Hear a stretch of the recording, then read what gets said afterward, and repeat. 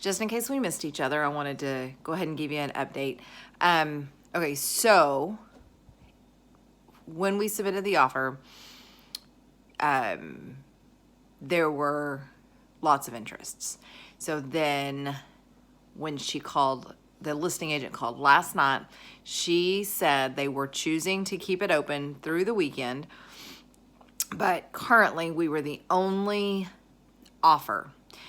And I said, okay, great. That's completely understandable. Brand new listing. She said the one thing about our offer was that by the time so they've got it priced, and then we take $5,500 off of that to cover closing costs, and then the paint and the wood rot fix on top of that, their take home, I mean, that just cut into their take home.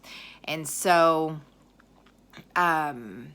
what I told her was be willing to negotiate with us, and that I would relay that to you. So what I'm telling you is, what I meant was, look at how much you're putting down, look at how much you have for closing costs. If we end up being the only one at the end of Sunday, that'll be fantastic because we got our offer in, and that means they'll negotiate with us. But what I'm expecting is they're gonna come back and say they want asking price plus $5,500 if we want them to cover closing costs. Or let's say, off the top of my head, I can't remember if it was $259.9. So they may come back and say, we want $258, and we'll give you you just raise we'll give you, we want to take home $258,000. So if we want $5,500 in closing costs, we just add that to the top.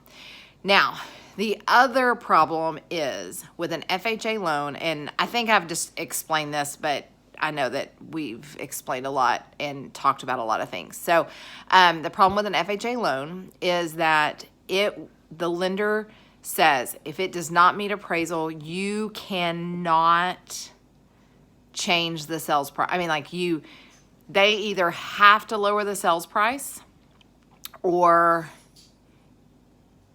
the deal's done, because you cannot pay the difference between the sales price and the appraisal price like you can a conventional loan.